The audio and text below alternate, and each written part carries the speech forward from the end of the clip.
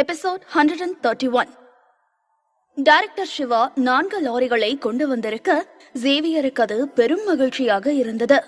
அம்மா, அப்பா, உடனே நிலத்துல இறங்கி அறுவடை செய்யுங்க. கூட உதவிக்கு ஊர்ல இருக்கிற ஆளுங்களை கூட்டிட்டு போங்க. இன்னைக்கு ஒரு நாள் வேலைக்கு அவங்களுக்கு 300 ரூபாய் கொடுக்கலாம். சத்தமாக அவனின் அப்பா அம்மா பக்கம் திரும்பி சேவியர் கூற, இதனை கேட்டு ஊர் மக்கள் அதிர்ச்சியாக அவனை பார்த்தார்கள். என்னடி இது, இவன் 300 ரூபாய் கொடுக்க சொல்றான்? இத்தனோண்டு இருக்க செடியை எல்லாத்தையும் வெட்டி கொடுக்கறதுக்கு 300 ரூபாயா? பணத்தை தண்ணி மாதிரி செலவு பண்றான். இதுல அவனுக்கு எப்படி லாபம் வரும்? நம்ம எல்லாம் பக்கத்து ஊருக்கு போய் வேலை பார்த்தா வெறும் 100 ரூபாய் மட்டும்தான் கொடுப்பாங்க. இவன் இங்க இருந்துட்டு 300 ரூபாய் தரானா? ஆமாக்கா, அதான் எனக்கும் புரியல. ஆனா உண்மையாவே 300 ரூபாய் தரேன்னு சொல்றானே. ஸ்டீஃபன், உங்களுக்கு உதவி பண்ண நான் வரேன். எனக்கு அறுவடை பண்றதுல நிறைய அனுபவம் இருக்கு. நிலத்துல இறங்குனா நான் சீக்கிரமா எல்லா வேலையும் முடிச்சிருவேன். ஜூலி, என்னாலையும் வேலை பார்க்க முடியும். நாத்து நடுறதுல இருந்து அறுவடை பண்ற வரைக்கும் எல்லாமே நானும் என்னோட கூட்டாளிங்க தான் இந்த வேலையெல்லாம் பண்ணுவோம். பக்கத்து ஊர் வரைக்கும் போய் கூட செஞ்சுட்டு வந்திருக்கோம். கண்டிப்பா இத நல்லபடியா பண்ணி தரோம். நானும் ஹேமாவும் சேவியருக்காக இந்த மூலிகை செடியெல்லாம் அறுவடை பண்ணி தரோம். ஆனா எங்களுக்கு காசெல்லாம் வேண்டாம். பெருந்தன்மையாக மெர்லினும் ஹேமாவும் கூறினார்கள். ஊரில் உள்ளவர்கள் எல்லாம் ஆளாளுக்கு போட்டி போட்டுக்கொண்டு சேவியருக்கு உதவ வந்தார்கள். ஸ்டீஃபனையும் ஜூலியையும் ஊர் மக்கள் சூழ்ந்து பேசிக் கொண்டிருந்தார்கள். அவர்கள் இருவருக்கும் என்ன சொல்வது என்றே தெரியவில்லை. இருவருக்கும் பணத்தை செலவழிக்க வேண்டுமா என்ற எண்ணம் தான் இருந்தது. அங்கிள், ஆண்டி, நீங்க எல்லாரும் இன்னைக்கு எனக்கு ஹெல்ப் பண்ண நினைச்சதுக்கு தேங்க்ஸ். அப்புறம் ஆண்டி ஹேமா, ஆண்டி மெர்லின், நீங்க 2 பேரும் உங்களோட சம்பளத்தை கண்டிப்பா வாங்கிக்கணும். வேலை வேற, உங்க பாசம் வேற. கவலைப்படாதீங்க, இனிமேல் அடிக்கடி இந்த நேரத்தில் அறுவடை பண்ணுவேன். இந்த முறை வராதவங்க அடுத்த முறை வாங்க. உடனே சேவியர் அழைத்த ஆட்கள் எல்லாம் நிலத்தில் இறங்கி அறுவடை செய்ய ஆரம்பித்தார்கள். மற்றவர்கள் எல்லாம் தங்களுக்கு வாய்ப்பு கிடைக்கவில்லையே என்று வருந்தினாலும் பிற்காலத்தில் இந்த நிலத்தில் வேலை பார்த்து சம்பாதிக்கலாம் என்ற நிம்மதி அடைந்தார்கள். இதற்காகவே ஜோனஸ் குடும்பத்தினருடன் நல்ல பழக்கத்தில் இருக்க வேண்டும் என்று மனதில் எண்ணினார்கள். 8 பேரும் சேர்ந்து நிலத்தில் இறங்கி அறுவடை செய்ய வெகு சீக்கிரத்திலேயே 4 லாரி முழுவதும் செடிகளை ஏற்றினார்கள். அம்மா, இது எல்லாமே இந்த சேவியர் எவ்வளோ விலைக்கு விற்கிறான்? மொத்தமா 2 வகையான செடியை இந்த லாரி முழுக்க ஏற்றிருக்கான். ஒன்று 1/2 கிலோ 100 ரூபாய்க்கு ஏற்றிருக்கான். இன்னொன்று 1/2 கிலோ 150 ரூபாய்க்கு விற்றுருக்கான். ஒரு லாரியும் 500 கிலோகிராம் மருந்தை எடுத்துட்டு போகுது.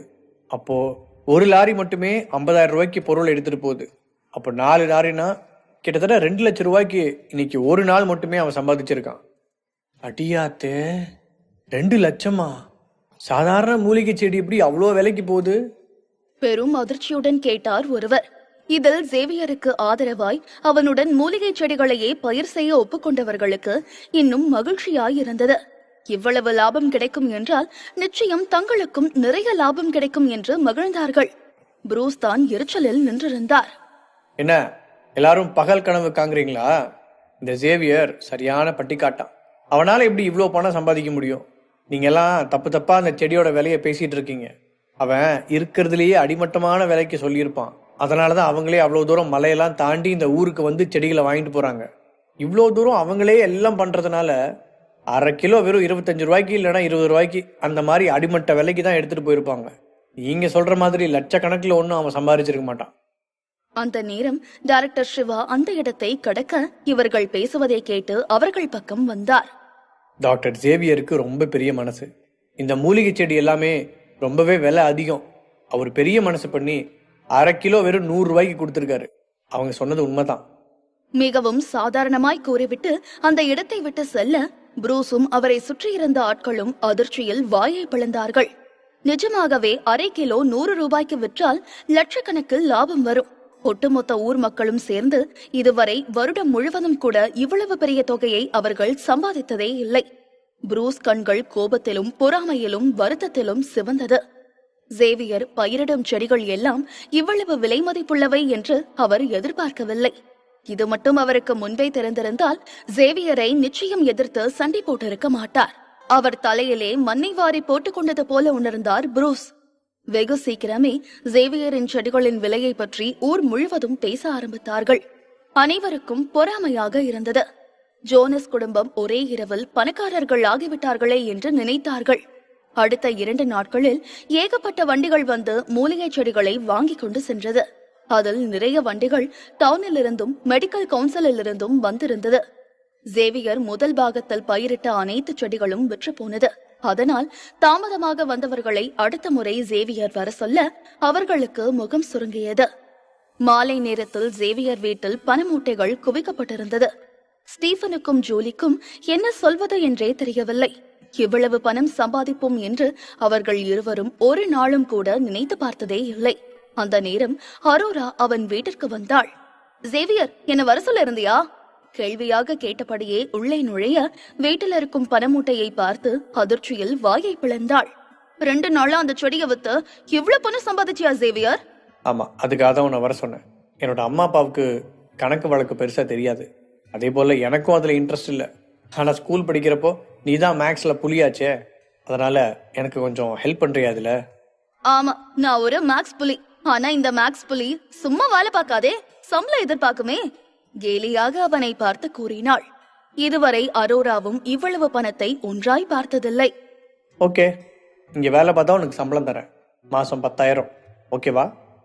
என்ன, நிஜமாதான் சொல்றியா? நான் விளையாட்டுக்கு தான் கேட்டேன். ஆனா நிஜமாவே எனக்கு சம்பளம் தரியா? அதிர்ச்சியாக கேட்டாள் அரோரா. 10,000 என்பது மிகவும் நல்ல சம்பளம். அதிலும் இந்த கிராமத்திலே இவ்வளவு அதிகமாய் யாரும் சம்பளம் கொடுக்க மாட்டார்கள். ஆமா, நிஜமாதான் சொல்றேன். இங்க விவசாயம் பண்றது என்னோட பிளான்ல ஒரு சின்ன பார்ட் மட்டும்தான். ஆனா இதையே நான் பெரிய லெவல்ல பிசினஸ் ஆக்கணும்னு நினைக்கிறேன். என்னோட அப்பா அம்மாவுக்கு இதுல அனுபவம் இல்லை. அதே போல அவங்களால இதுல உதவி பண்ணவும் முடியாது. இங்க இருக்கிற யாரு மேலேயும் எனக்கு அவ்வளவா நம்பிக்கை இல்லை. நீயும் நானும் சின்ன வயசுல இருந்து ஃப்ரெண்ட்ஸா இருக்கோம். அதனால என்னோட நம்பிக்கைக்குரிய ஆளா நீ இருக்கிற. சேவியரின் வார்த்தைகளை கேட்டதும் அரோராவிற்கு மனம் குளிர்ந்தது. அவளை நம்பி இவ்வளவு பெரிய பொறுப்பை கொடுக்கிறானே என்று நினைத்தாள். ஆனால் அதே சமயம் அரோராவிற்கும் தனிப்பட்ட விருப்பம் இருந்தது. சேவியரை போல அவளும் சிறுவயதிலிருந்தே ஒரு கனவுடன் இருக்கிறாள். சேவியர் எப்படி சிறுவயதிலிருந்து நல்ல மருத்துவராக ஏழை மக்களுக்கு இலவசமாய் மருத்துவம் செய்ய வேண்டும் என்ற கனவுடன் இருக்க, அதே போல அரோராவும் ஊர் மக்களுக்கு விவசாயத்தில் உதவி செய்து நிலங்களை நல்ல வளத்துடன் பாதுகாக்க வேண்டும் என்ற எண்ணம் அவளுக்கு இருந்தது. இருவருக்குமே அவர்களின் எண்ணங்களை பற்றி தெரிந்ததால் இதில் ஒன்று சேர்ந்தார்கள். அரோரா சேவியரை லேசான புன்னகையுடன் பார்த்து கொண்டு நின்றாள்.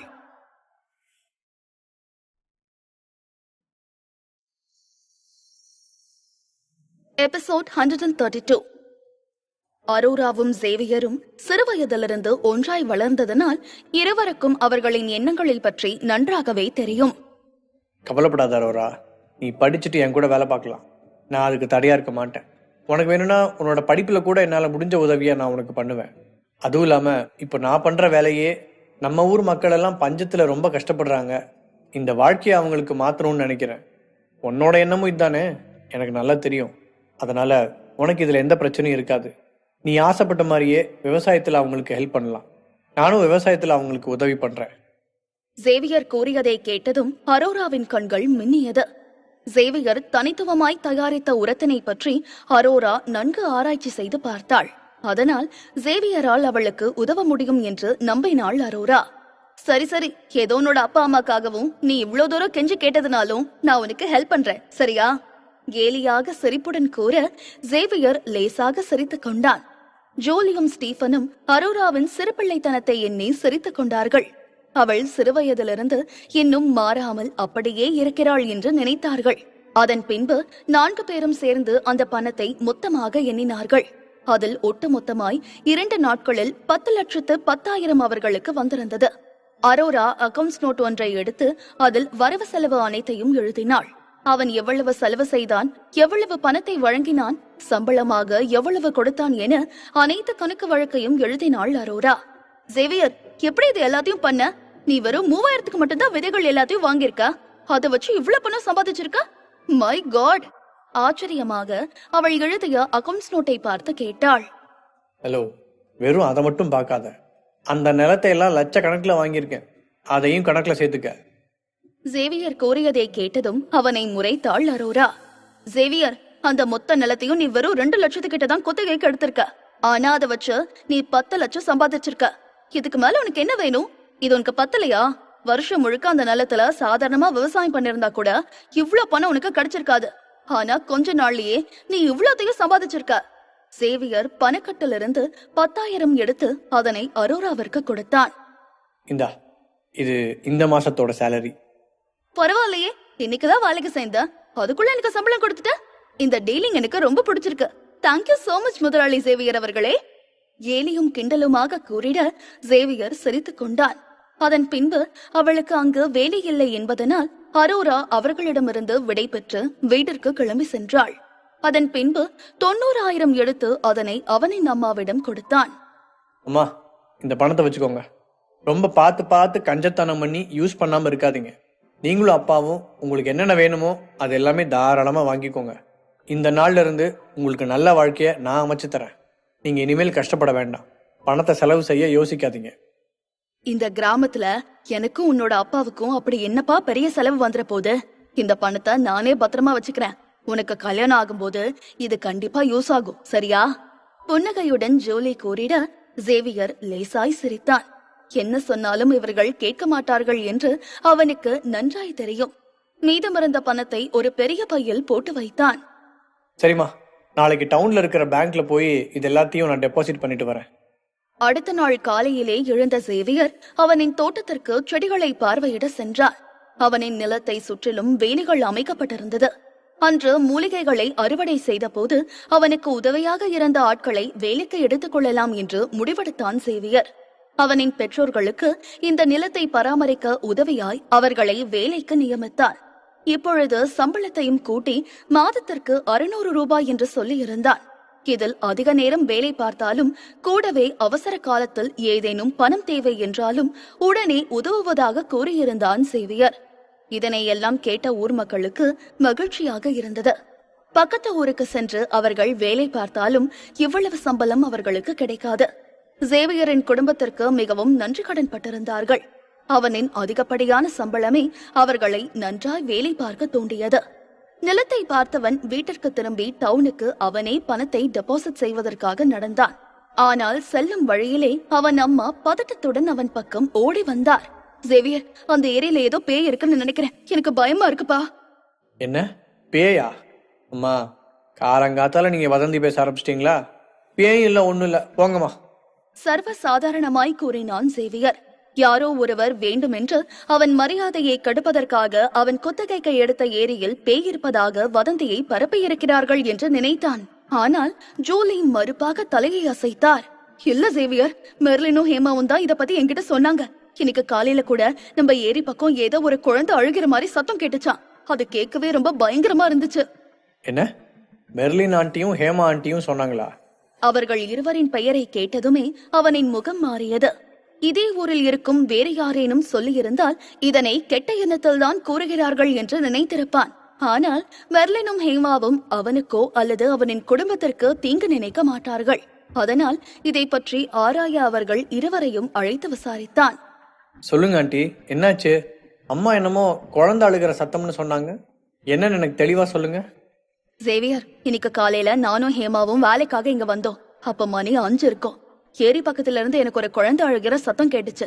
நான் கூட யாரோ ஒரு குழந்தை விளையாட வந்து அங்க அழுகுதோன்னு நினைச்சேன். அதனால ஏரி பக்கமா போய் பார்த்தேன். ஆனா அங்க யாருமே இல்ல. ஆள் இல்லனாலும் குழந்தை அழுகிற சத்தம் மட்டும் வந்துச்சு. அத கேட்ட உடனே எனக்கு தூக்கி வாரி போட்டுடுச்சு. அத நினைச்சா கூட எனக்கு இப்ப வரைக்கும் ஈரக்கொள்ள நடுங்குது. பயத்துடன் மெர்லின் கூற சேவியர் யோசனையாக முகத்தை சுருக்கினான். இவர்கள் பேசுவதை பார்த்ததும் அங்கிருந்த ஊர் மக்கள் ஒரு சிலர் கூட்டம் கூடி ஊர்க்கதை பேச ஆரம்பித்தார்கள். அட ஆமாப்பா, நான் கூட இதை பத்தி கேள்விப்பட்டிருக்கேன். அந்த ஏரியில இதுக்கு முன்னாடி ஒரு குழந்தை மூழ்கி செத்து போயிருச்சு. ரொம்ப வருஷத்துக்கு முன்னாடி ஜோசப் இருக்காருல, அவர் குடிச்சிட்டு அந்த பக்கமா ராத்திரி போயிருந்திருக்காரு. குழந்தை அழுகுற சத்தமும் அலற சத்தமும் கேட்டு அவர் பயத்துல தலை தெறிக்கி அங்கிருந்து ஓடி வந்திருக்காரு. இதை எங்க கிட்ட சொன்னப்போ நாங்கெல்லாம் அவரை கிண்டல் பண்ணோம். நானும் இதை பத்தி கேள்விப்பட்டிருக்கேன். எனக்கு தெரிஞ்சு 2-3 குழந்தைங்க அந்த ஏரியில விழுந்து செத்து போச்சு போல. ஊர் மக்கள் ஆளாளுக்கு ஒவ்வொரு கதையாக கூற துவங்கினார்கள். இதை பற்றி பேச பேச அங்கிருப்பவர்களுக்கு இன்னும் பயம் எடுக்க ஆரம்பித்தது. இதில் சேவியரின் நிலத்தில் வேலை பார்க்க வருபவர்களுக்கு இன்னும் அச்சம் எடுத்தது. இந்த விஷயம் அவனின் மூலிகை தோட்டத்தை பாதிப்பதை உணர்ந்ததும் சேவியர் முகம் மாறியது. எப்போது நிறுத்துங்க. எந்த ஒரு ஆதாரமும் இல்லாம தேவையில்லாம வதந்தியை பரப்பாதீங்க. இந்த உலகத்துல பேயின் ஒண்ணு கிடையவே கிடையாது. அப்படி அந்த இடத்துல என்ன இருக்குன்னு நானே போய் பாக்குறேன். சத்தமாக அனைவரையும் பார்த்து கத்தினான் சேவியர். ராஜன் லியான் ஒய்டியுடன் டெலகிராமில் இணைந்திடுங்கள். தேட வேண்டிய பெயர் Rajan Leon Y T RAJANLEONYT. Episode 133.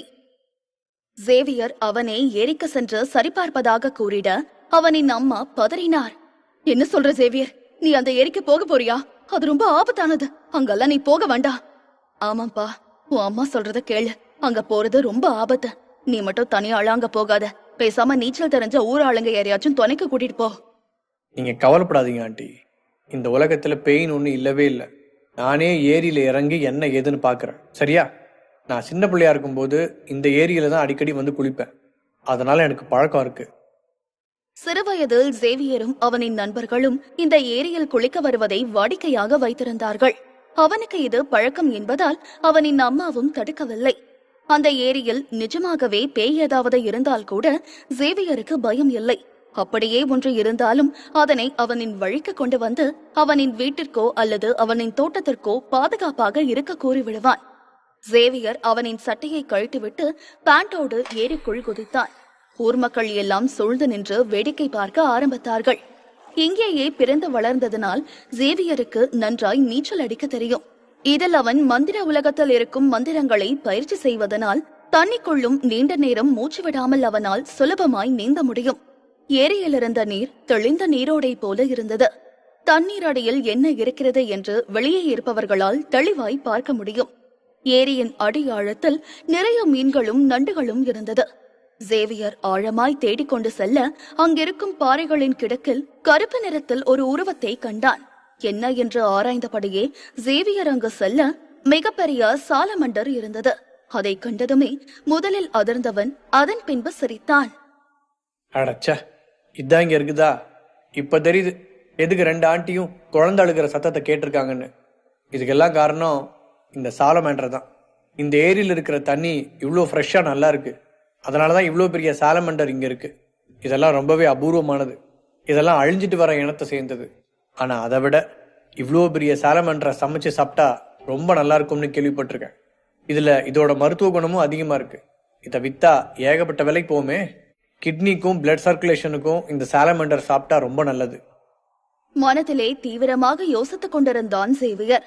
என்னதான் அரிய வகையான சாலமண்டரை விற்க கூடாது என்றாலும் இளமையாக இருக்கும் சாலமண்டரை விற்றால் வேறு சிலர் அதனை பிரீடிங் செய்து இனத்தினை பெருக்குவார்கள். சேவியர் குழந்தை அழுவதற்கான சத்தத்திற்கு என்ன காரணம் என்று கண்டு கொண்டதும் மேலே கரைக்கு செல்ல நினைத்தான். ஆனால் அந்த நேரத்தில் ஏரிக்கு கீழே ஒரு குகை இருப்பதை கண்டான். அதனை கண்டு இன்னும் ஆர்வமடைந்த சேவியர் அதனை சென்று பார்த்தான். இப்பொழுதுதான் அவனிடம் மந்திர சக்தி இருப்பதனால் அவனால் தண்ணீர் அடியில் நீண்ட நேரம் மூழ்கி இருக்க முடிந்தது. ஏரிக்கு அடியில் இருக்கும் குகை துவாரம் மிக பெரியதாயிருந்தது. குகைக்குள்ளே சேவியர் நீந்தி செல்ல அந்த இடம் பயங்கரமாயிருந்தது. அங்கு இருந்து 50 மீட்டர் சேவியர் ஆழமாக நீந்தி செல்ல அனைத்தும் அவன் கண்ணிற்கு தெளிவாக புலம்பட ஆரம்பித்தது. அதற்கு பின்பு மறைமுகமான ஒரு ஏரி அந்த இடத்தில் இருந்தது. அங்கு சென்றதுமே சேவியர் விசித்திரமான ஒரு சக்தியை உணர்ந்தான். கண்களை மூடி அதனை உணர அந்த இடத்திலிருந்து ஏகப்பட்ட ஆன்ம சக்திகளின் அதிர்வலைகள் வெளிவந்தது. இந்த இடத்திலிருந்துதான் ஊர் முழுக்க ஆன்ம சக்தி கிடைக்கிறது என்று புரிந்து கொண்டான் சேவியர். அதிலும் அந்த இடத்தில் ஏகப்பட்ட அபூர்வமான மீன் வகைகளை கண்டான். ஷார்ட்ஸ் என்று அழைக்கப்படக்கூடிய ஒரு வகையான மீன்களும் அங்கு இருந்தது. அவையெல்லாம் பெரும்பாலும் கடலில்தான் இருக்கும். அவற்றை சமைத்து சாப்பிட்டால் மிகவும் ருசியாகவும் அதே நேரம் ஊட்டச்சத்தில் உயர்வாகவும் இருக்கும். பழங்காலத்தில் அரசர்களுக்கு மட்டுமே அந்த மீனை சமைத்து தருவார்கள். என்னதான் ஷார்ட்ஸ் அபூர்வமானதாக இருந்தாலும் அதனின் ருசி அபாரமாய் இருக்கும். வெளியில் அரை கிலோவே 1000 ரூபாய் வரைக்கும் அந்த மீன் வகையை விற்பார்கள். இதில் அவன் கண்முன்னே இருக்கும் ஷார்ட்ஸ் வகை மீன் குறைந்தது 2000 5000 வரைக்கும் கூட செல்லும். ஏரிக்குள் மறைந்திருக்கும் இன்னொரு ஏரியில் இப்படி ஒரு மீன்களை காணுவான் என்று சேவியர் கொஞ்சமும் எதிர்பார்க்கவில்லை. ஒருவேளை இந்த ஏரி இன்னொரு ஆற்றுடன் சேர்ந்து கடலுக்கு செல்லும் வழியாக இருக்குமோ என்று யோசித்தான். இதற்கு கூட வாய்ப்பிருக்கும் என நினைத்தான். ஏனென்றால் சுற்று வட்டாரத்தில் இருக்கும் அனைத்து நகரங்களும் கடலோர மாவட்டங்களாய்தான் இருக்கிறது. இன்னும் சிறிது நேரம் அந்த இடத்திலே நீந்து கொண்டு ஏகப்பட்ட மீன் வகைகளை பார்த்து கொண்டிருந்தான் சேவியர். மிகவும் துரிதமாய் செயல்பட்டு 7-8 ஷாட்ஸ்களை கையில் பிடித்துக் கொண்டு கூடவே இன்னொரு கையில் சாலமண்டரை பிடித்துக்கொண்டு மேலே கரைக்கு வந்தான். சேவியர் வந்துட்டான். அவன் உள்ளே சென்று 5 நிமிடங்களுக்கும் மேலாக இருக்க சுற்றியிருந்த அனைவரும் பதட்டத்துடன் அவனின் வருகைக்காக காத்திருந்தார்கள். இதில் அவன் வந்ததை பார்த்த பின்புதான் அவனின் பெற்றோர்களுக்கு நிம்மதியாக இருந்தது. ஸ்டீபன் அவனை தேடி ஏரிக்குள்ளே குதிக்க தயாராக இருந்தார். சேவியர், பயங்கரமான ஆளாதான்ப்பா இருக்க. இவ்வளவு நேரம் தண்ணிக்கு அடியில தம் கட்டி இருந்திருக்கிற. நீ உள்ளார போனதுல இருந்து 5 நிமிஷம் ஆயிருக்கு. சூப்பர். சேவியரை பார்த்து அந்த ஊரிலே மிகவும் நன்றாய் நீச்சல் அடிக்கக்கூடிய குரு என்பவர் அவனுக்கு கை கொடுத்தார். சில நிமிடங்களில் அங்கு இருப்பவர்கள் எல்லாம் சேவியர் வராததைக் கண்டு அவன் தண்ணீரில் முழுகிவிட்டான் என்று நினைத்தார்கள். 5 நிமிடமாக யாரால் மூச்சை தம் கட்ட முடியும் என்று யோசித்தார்கள். அவர் பாராட்டியதில் சிரித்தான் சேவியர். இந்த ஊர்லயே பிறந்து வளர்ந்தேன். இந்த ஏரியில தான் அதிகமா நான் குளிச்சிருக்கேன். அதனால எனக்கு நீச்சல் நல்லாவே தெரியும். அது இருக்கட்டும் சேவியர், தண்ணி கடையில நிஜமாவே பேய் இருக்குதா? மெர்லின் ஆண்டியும் ஹேமா ஆண்டியும் ஒரு குழந்தை அழுகிறத ஏரி அடியில இருந்து கேட்டாங்கல்ல. அட ஆமாம்பா, அதுதான் நாங்க சொல்றோம். அப்ப நிஜமாவே தண்ணி கடையில பேய் எதுவும் இருக்கா? தண்ணி கடையில அப்படி என்ன சேவியர் பார்த்த? என்ன நடக்குது? அங்க ஏதாவது பார்த்தன்னா சொல்லு, எனக்கு பயமா இருக்கு. அனைவரும் பதட்டமாக அவனை பார்த்து கேட்க சேவியர் சத்தமாக சிரித்தான். உடனே அவன் பிடித்து வந்த சாலமண்டரை தரையில் போட்டான். அழுகிற சத்தம் நீங்க கேட்டதெல்லாம் உண்மைதான், இல்லன்னு சொல்லல. ஆனா அங்க ஒன்னும் பேய் இல்ல. அதுக்கு காரணம் இதுதான். அங்கு இருப்பவர்கள் எல்லாம் குழப்பமாக பார்த்தார்கள். சாலமண்டரை அடையாளம் கண்டு கொண்டார்கள்.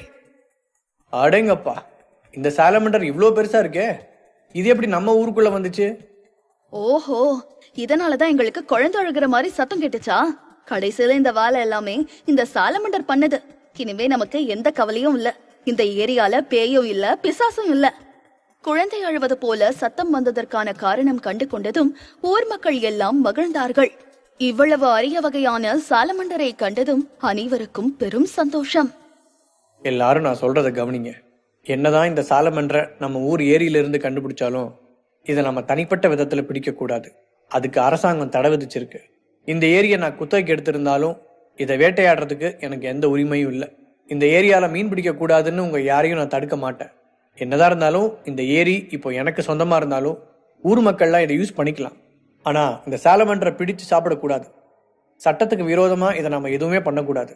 இந்த மாதிரி அரிய வகையான உயிரினங்கள் எல்லாம் நம்ம நாட்டோட வளமை. இதை நம்ம தான் பாதுகாக்கணும். அழுத்தமாக சேவியர் கூறிட அங்கிருக்கும் அனைவருக்கும் முகம் சுருங்கியது.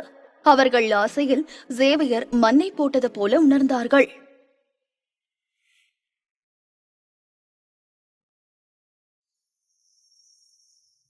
எபிசோட் 134.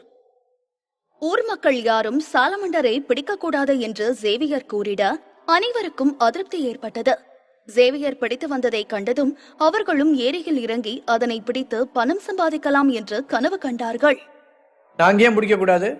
ஏரியில் இருக்கிற மீன்லாம் பிடிக்கலாம். ஆனா இதை பிடிச்சு நாங்க சாப்பிடக்கூடாதா? இங்க இருந்து வெளியே தெரிஞ்சாதானே அது சட்டத்துக்கு விரோதமானதா இருக்கும். நம்ம ஊருக்குள்ளேயே செஞ்சு நமக்குள்ளேயே சாப்பிட்டுக்கிட்டா வெளியாளுங்களுக்கு எப்படி தெரிய போகுது? நமக்குள்ளேயே காதும் வச்ச மாதிரி இதை பிடிச்சி சமைச்சு சாப்பிட்டா பிரச்சனை முடிஞ்சது. என்ன சேவியர், இருக்கிற சாலமண்டரை எல்லாத்தையும் நீயே எடுத்துக்கலான்னு பாக்குறியோ? வேண்டுமென்றே பிரச்சனையை கிளப்பி விடுவதற்காக கத்தினார் ப்ரூஸ். அதானே, அவர் சொல்றதும் நியாயம் தானே. இந்த ஏரி நம்ம ஊருக்கு சொந்தமானது. நம்ம ஊருக்கு சொந்தமானதுன்னா நம்ம எல்லாருக்கும் சொந்தமானதானே. அப்படி இருக்கிறப்போ நாங்க ஏன் நீ சொல்றத கேட்கணும்? இன்னொரு நபர் ப்ரூஸுடன் சேர்ந்து கொண்டு கத்த உடனே அவர்களை கண்டித்தார் மெர்லன். ப்ரூஸ், உனக்கு சொன்னா புரியாதா? அதான் சேவியர் தெளிவா சொல்லிட்டானே, சாலமண்டரை பிடிக்கிறது சட்டவிரோதமான வேலைன்னு. அது ரொம்பவே பாதுகாக்கக்கூடிய ஒரு இனத்தை சேர்ந்தது. அதனாலதான் அவன் அப்படி சொல்றான். அவன் சொல்றது உண்மையா பொய்யான்னு யாருக்கும் தெரியாது. ஒருவேளை அவன் பொய் கூட சொல்லலாம்ல. ஏன்னா இதை சாப்பிட்றதுக்கு ரொம்ப நல்லாவும் இருக்கும். அதனால அவனே அதை எடுத்துக்க நினைக்கிறானோ என்னவோ. இந்த ப்ரூஸுக்கு இதே வேலையா போச்சு. எப்ப பாரு என்னோட வழியில குறுக்க வந்துட்டே இருக்கான். இன்னைக்காவது ஒரு நாள் பட்டுன்னு மண்டையில் அடிக்க போறேன், அன்னைக்கு பொட்டுன்னு போய் சேர போறான். மனதில் ப்ரூஸை கோபமாக பார்த்து கொண்டு நினைத்தான் சேவியர். என்ன ப்ரூஸ், இது வரைக்கும் என்கிட்ட வாங்கி கட்டிக்கிட்டது உனக்கு பத்தாதா? சரி, இப்ப என்ன உனக்கு? அந்த சாலமண்டர் வேணும் அதானே? உனக்கு வேணும்னா நீயே பிடிச்சிக்கோ. அதுக்கப்புறம் நான் போலீஸ் கம்ப்ளைண்ட் கொடுத்தானா என்கிட்ட நீ வரக்கூடாது. இப்பவே சொல்லிட்டேன். எச்சரிக்கையாக கடும் கோபத்துடன் ப்ரூஸை முறைத்தபடியே கோரினான் சேவியர். அவனுக்கு பதில் கூறுவதற்காக ப்ரூஸ் வாயை திறக்க, அதே நேரம் சேவியரால் அவர் வாங்கி கட்டிக் கொண்டதெல்லாம் நினைவு வந்ததும் அப்படியே கமுக்கமாய் வாயை மூடினார். அவருக்கு சேவியர் மீது லேசான பயம் இருக்கத்தான் செய்தது. அவனிடம் நேருக்கு நேராக மோத அவருக்கு தைரியம் இல்லை. நான் சொல்றத எல்லாரும் கவனமா கேளுங்க. அரிய வகை உயிரினங்களை வேட்டையாடி சாப்பிடக்கூடாது. இதுதான் நம்மளோட சட்டம் சொல்லுது. நீங்க நம்பலனா நீங்களே சட்டத்தை பத்தி படிச்சு தெரிஞ்சுக்கோங்க. அப்புறம் மாட்டிக்கிட்டதுக்கு அப்புறம் என்கிட்ட வராதீங்க. சாலமண்டரை பிடிக்கிறது சட்டத்துக்கு விரோதமான வேலை. போலீஸுக்கு மட்டும் இதை பத்தி தெரிஞ்சா யாரு பிடிச்சிங்களோ அவங்கள ஜெயில தூக்கி போடுவாங்க.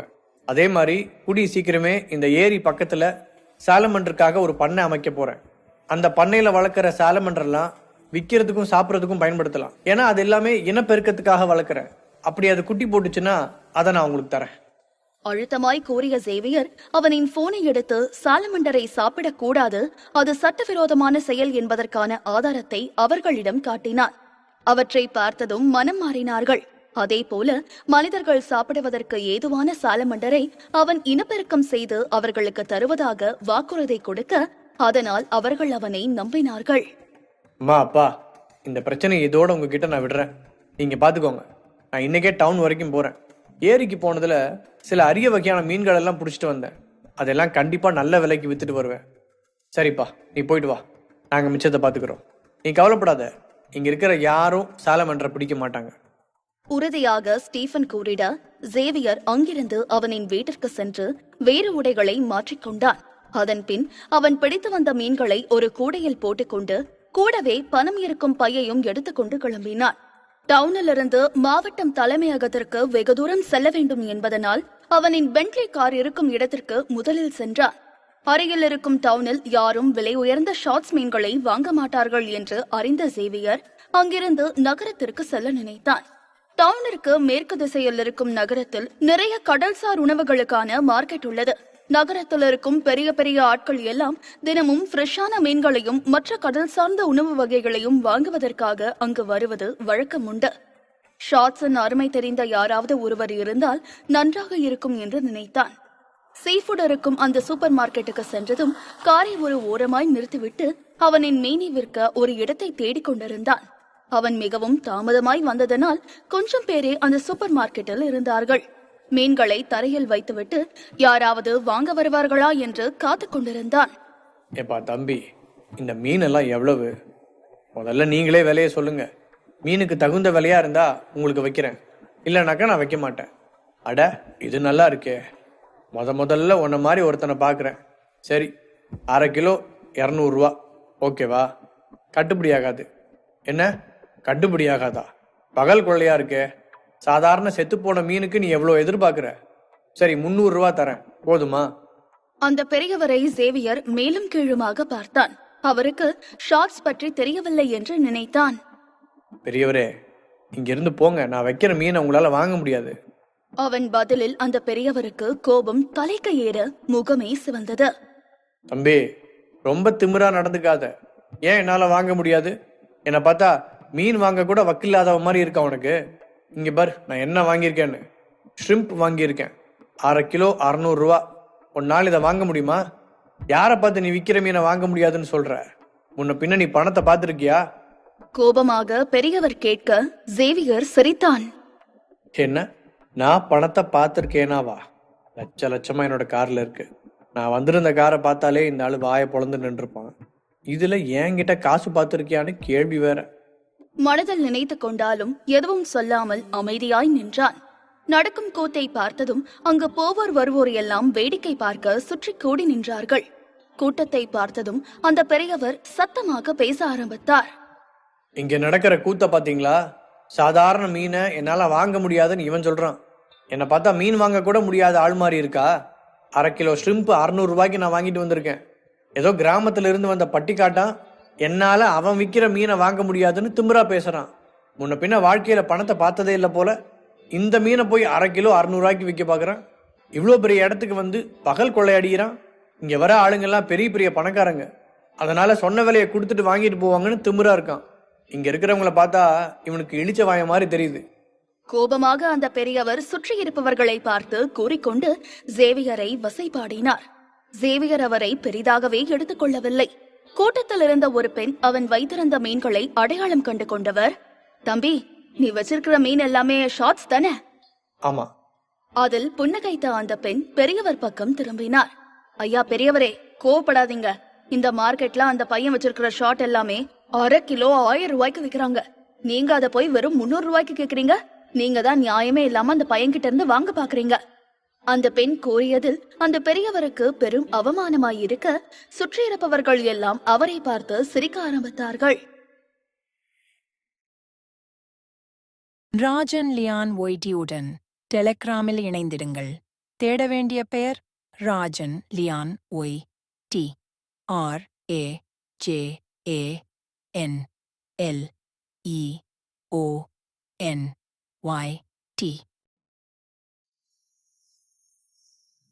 எபிசோட் 135. சுற்றியிருப்பவர்கள் எல்லாம் அந்த பெரியவரை பார்த்து சிரிக்க அவருக்கு பெரும் அவமானமாக இருந்தது. என்ன பொருளை விற்கிறார்கள் என்று கூட தெரியாமல் சண்டை போடுவதை எண்ணி கைகொட்டி சிரித்தார்கள். இப்ப என்ன, அது ஷார்ட்ஸா இருந்தா என்னால வாங்க முடியாதுன்னு நினைக்கிறியா? 1/2 கிலோ ஷ்ரிம்பையே 600 ரூபாய் கொடுத்து வாங்கியிருக்கேன். எனக்கு இப்ப இதுல 1 கொடு. அந்த பெரியவர் கோபமாக கேட்க சேவியர் மறுப்பாக தலையை அசைத்தான். மற்றவர்கள் எல்லாம் தான் விற்பது செயற்கையாக இனப்பெருக்கம் செய்யப்பட்ட மீன்கள் என நினைத்து குறைவான விலைக்கு கேட்கிறார்கள் என்று நினைத்து மறுப்பாக தலையை அசைத்தான். பெரியவரே, அதான் நான் சொன்னேன்ல, உங்களால என்னோட மீனை வாங்க முடியாது. நான் விற்கிறது ஃப்ரெஷ்ஷான எங்க ஊர்ல இருக்கிற ஏரியில கிடைச்ச மீன். அதனால செயற்கையா வளர்க்கப்படுற ஷார்ட்ஸை விட இது விலை ரொம்பவே அதிகம். அதனால என்ன, எவ்வளவு விலையா இருந்தாலும் சரி, இந்த மீனை நான் வாங்காம விட மாட்டேன். சாதாரண மீன்கள் எல்லாம் வெறும் 1000 ரூபாய்க்கு விற்கிறார்கள். அதனால் இதனை மிஞ்சி மிஞ்சி போனால் 2000 ரூபாய்க்கு விற்பான் என்று நினைத்தார். அது ஒன்றும் அவருக்கு கட்டுப்படியாகாத விலை இல்லை. அவரின் தன்மானத்தை காப்பதற்காகவே எப்படியாவது வாங்கிவிட நினைத்தார். அந்த நேரம் கோட்டத்தை விலக்கிவிட்டு ஒரு நடுத்தர வயதுடைய ஆண் அங்கு வந்தான். கோட்டு சூட்டு போட்டிருந்தவன். அவன் பின்னே 2 சர்வர்கள் வந்தார்கள். அவனை பார்த்ததுமே ஹோட்டல் மேனேஜர் போல தெரிந்தது. சேவியர் வைத்திருக்கும் ஷார்ட்ஸை உற்று பார்த்தான். சார், இந்த மீனெல்லாம் நான் 1/2 கிலோ 5000 ரூபாய்க்கு வாங்கிக்கிறேன். அந்த விலை உங்களுக்கு ஓகேவா? இதை கேட்டதும் கூட்டத்தில் இருப்பவர்கள் எல்லாம் அதிர்ச்சியில் வாயை பிளந்தார்கள். வெறும் 1/2 கிலோ 5000 ரூபாயா என அதிர்ந்தார்கள். அப்படி என்ன அந்த மீனில் இருக்கிறது என்று அவர்களை யோசிக்க வைத்தது. சேவியர் சம்மதமாக தலையை அசைத்து புன்னகைத்தான். எனக்கு ஓகே, ஆனா என்கிட்ட வெயிட் மிஷின் இல்லையே. அந்த நபர் அவனுக்கு பின்னால் இருக்கும் சர்வர்களை பார்க்க ஒருவன் அருகே இருக்கும் கடைக்கு சென்று வெயிட் அளக்கும் மிஷினை கடன் வாங்கி வந்தான். அதனை வாங்கிய சேவியர் அவனின் மீன்களை எடை போட்டான். ஒட்டுமொத்தமாய் அவனிடம் 8 மீன்கள் இருந்தது. 8மே பெரிய மீன்களாகத்தான் இருந்தது. ஒவ்வொன்றும் 1 கிலோவிற்கு மேல் விழுந்தது. ஒட்டுமொத்தமாய் எடை போட்டதில் 8.5 கிலோ தீரியது. மொத்தமா 85,000 ரூபாய் வருது. உங்க கான்டாக்ட் நம்பர் கொடுத்தா நான் உடனே பே பண்ணிடுவேன். அப்புறம் இந்த மாதிரி நல்ல மீன் உங்களுக்கு கிடைச்சா எனக்கு உடனே கால் பண்ணுங்க. நல்ல விலைக்கு அது எல்லாமே நான் எடுத்துக்கிறேன். அந்த நபரின் அணுகுமுறை செய்தி அவனுக்கு பிடித்திருக்க உடனே சம்மதமாய் தலையசைத்தான். இது எல்லாமே எனக்கு தற்செயலா கிடைச்சதுதான். ஆனாலும் இனிமேல் எனக்கு கிடைச்சா கண்டிப்பா உங்களுக்கு கால் பண்றேன். ஒட்டுமொத்த மீன்களையும் அந்த நபரிடமே விற்றுவிட்டான். ஒரு மீனே கிட்டத்தட்ட 10,000ற்கு விற்று இருக்கிறான். இவ்வளவு நேரம் அவனிடம் வம்பு செய்து கொண்டிருந்த பெரியவர் அவமானம் தாங்காமல் அந்த இடத்தை விட்டு ஓடியிருந்தார். ஒரு மீனை 10,000 கொடுத்து வாங்கும் அளவிற்கு அவருக்கு தெம்பில்லை. மீன்களை விற்று முடித்த சேவியர் அவனின் பையை எடுத்துக்கொண்டு வங்கிக்கு புறப்பட்டான். இதனை விற்றதில் கூடிய சீக்கிரம் ஏரிக்கு பக்கத்தில் மீன்களையும் சாலமண்டர்களையும் வளர்க்க வேண்டும் என்று நினைத்தான். செயற்கையாய் வளர்க்கப்படும் மீன்களுக்கும் கடலில் வாழும் மீன்களுக்கும் நிறைய வித்தியாசம் இருக்கிறது. இரண்டையும் ருசி பார்த்தாலே அதனின் வித்தியாசம் என்ன என்று கண்டு கொள்ளலாம். இயற்கையாய் கிடைக்கும் ஊட்டச்சத்து செயற்கையாய் வளர்க்கப்படும் மீன்களில் கிடைக்காது. ஆனால் சேவியர் அவனின் மந்திர சக்தி மூலமாய் அவன் வளர்க்கக்கூடிய சாலமண்டர்களையும் மீன்களையும் கடலில் வாழும் உயிரினங்கள் போல, ஏன் அதைவிட சிறந்ததாக கூட அவனால் வளர்க்க முடியும். அப்பொழுது இப்ப விற்பதை விட அதிக அளவில் அவனால் விற்க முடியும். சேவியர் வங்கிக்கு சென்று கொண்டிருக்க வழியில் ஒரு ஷாப்பிங் மாலை கண்டான்.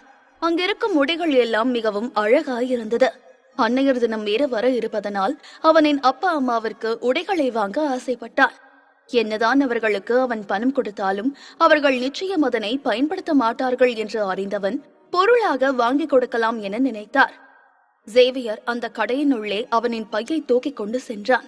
அங்கிருக்கும் உடைகள் எல்லாம் நடுத்தர வயதுடையவர்கள் போடக்கூடிய உடைகளாகவே இருந்தது. சார், இங்க நாங்க காஸ்ட்லியான ட்ரெஸ் தான் விற்கிறோம். உங்களுக்கு ட்ரெஸ் வாங்கணும்னா மார்க்கெட்ல இருக்கிற ஹோல்சேல் கடைக்கு போய் பாருங்க. இங்க இருக்கிற விலை எல்லாமே ரொம்ப விலை அதிகம். வாசலில் நின்றிருந்த சேல்ஸ் பர்சன் சேவியரை பார்த்து நேரடியாக வெறுப்புடன் கூறினான். சேவியரின் உடையும் அவன் மீதிருந்து வரும் மீன் நாற்றமும் அவனின் முகத்தை சுளிக்க வைத்தது. சேவியர் ஒரு மீனவன், இப்பொழுதுதான் மீனை விற்றுவிட்டு வருகிறான் என்று அவனை பார்த்து நினைத்தாலும் அந்த கடையில் இருக்கும் மற்ற கஸ்டமர்களும் அதனை பார்த்து முகத்தை சுளித்தார்கள். இங்க பணக்காரங்க தானே ட்ரெஸ் எடுக்க வருவாங்க. இவன மாதிரி ஆளுங்களெல்லாம் எதுக்கு உள்ள விடுறீங்க? உங்க ட்ரெஸ்ல எல்லாம் இவங்கிட்ட இருந்து வர நாத்தம் ஒட்டிச்சுன்னா நாங்க யாரும் வாங்க மாட்டோம். இவன் வந்ததுல இருந்து இந்த இடமே நாறுது. ஒருவர் கடுப்பாக கூற, உடனே அந்த கடையின் மேனேஜர் வேகமாய் ஓடி வந்து மன்னிப்பு கேட்டார். சாரி சார், உடனே அந்த ஆளை இங்க இருந்து வெளியே அனுப்புறோம். உங்க யாரையும் டிஸ்டர்ப் பண்ணாம நாங்க பாத்துக்கிறோம். நீங்க கண்டினியூ பண்ணுங்க. அவர்களிடம் மன்னிப்பு கேட்டவர் சேவியரிடம் கோபமாக வந்தார் மேனேஜர். டே பட்டிக்காட்டான், ஒழுங்கு மரியாதை இங்க இருந்து போடா. இந்த மாதிரி இடத்துக்குலாம் வரதுக்கு உனக்கு கொஞ்சம் கூட தகுதியே இல்ல. இந்த கடையில இருக்கிற ட்ரெஸ்ஸோட விலையை பத்தி உனக்கு தெரியுமா? எவ்வளவு தைரியம் இருந்தா இந்த கடைக்குள்ள உன்னோட நாத்தம் முடிச்ச மீனை தூக்கிட்டு வருவ. இப்ப மட்டும் இந்த இடத்த விட்டு நீ போல, உனக்கு தான் அசிங்கமாகும். எரிச்சலாக மேனேஜர் கூறிட, சேவியர் அதற்கு மேல் ஒரு நொடியும் தாமதிக்காமல் அவனின் பையை திறந்து பொத்தென்று கீழே போட்டான். எவ்வளவு நேரம் அவனை அருவருப்புடன் பார்த்து கொண்டிருந்த மேனேஜர் வாயை பிளந்து கொண்டு இமைக்காமல் பார்த்தார். எங்க இப்ப என்ன இங்க இருந்து வெளியே தோர்த்து பாப்போம். அழுத்தமாய் அந்த மேனேஜரை முறைத்தபடியே சேவியர் கேட்க, அவனை பார்த்து லேசாய் புன்னகைத்த மேனேஜர் எச்சிலை கோட்டி விழுங்கினார்.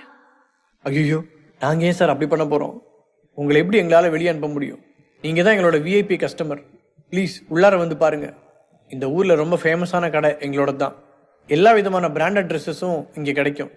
நீங்க உங்களுக்காக வாங்க வந்திருக்கீங்களா இல்ல வேற யாருக்காவது வாங்க வந்திருக்கீங்களா? நானே உங்களுக்கு நல்ல ட்ரெஸ் எல்லாம் எடுத்து காட்டுறேன். சேவியருக்கு அங்கிருந்த நேரத்தை வீணாக்கும் எண்ணம் இல்லை. அதனால் கடை முழுவதும் சுற்றி பார்த்தவன் அவனின் அம்மாவிற்கும் அப்பாவிற்கும் ஏதுவான உடைகளை கண்டு கொண்டான். அது இருக்குல்ல, அந்த 6 செட்டையுமே பேக் பண்ணிருங்க. எனக்கு எல்லாமே வேணும். மேனேஜருக்கு பெரும் மகிழ்ச்சியாக இருந்தது. இவ்வளவு ட்ரெஸ்ஸையும் ஒரே ஆளாய் குறுகிய நேரத்தில் வாங்கிட மகிழ்ச்சியாக அதனை எல்லாம் பேக் செய்து பில்லை கொண்டு வந்து அவனிடம் நீட்டினார். அவனின் போன் மூலமாக பணத்தை செலுத்திய சேவியர் அங்கிருந்து அப்படியே நடக்க, அந்த மேனேஜரும் சேல்ஸ் அசிஸ்டன்டும் பணப்பையையும் துணிப்பையையும் தூக்கிக் கொண்டு அவன் பின்னே சென்றார்கள். அவனை அசிங்கமாய் பார்த்தவர்கள் எல்லாம் இப்பொழுது சேவியரை வாயை பிளந்து கொண்டு பார்த்தார்கள். லட்சக்கணக்கில் பணத்தை கையிலே வைத்துக் கொண்டு திரிகிறான் என்றால் எவ்வளவு பெரிய ஆளாக இருக்க வேண்டும் என்று நினைத்தார்கள். அதன் பின்பு சேவியர் வங்கிக்கு சென்று பையை கவுண்டர் மீது வைத்தான். பணத்தை டெபாசிட் பண்ணணும். சேவியர் கூறியதை அங்கிருந்த கிளர்க் கண்டுகொள்ளாமல் இருக்க, அவன் பணப்பையை திறந்ததும் தான் வாயை பிளந்து கொண்டு எழுந்து நின்றார். பணம்னு சொன்னா போனம் கூட வாயை பொழக்கும்னு சும்மாவா சொன்னாங்க? இதை வேற அடிக்கடி ஓபன் பண்ணி காட்டினாதான் மதிக்கவே செய்யறானுங்க. ஆழமான பெருமூச்சை வெளியிட்டு மனதில் நினைத்து கொண்டு அந்த கிளர்க்கை பார்த்தான் சேவியர்.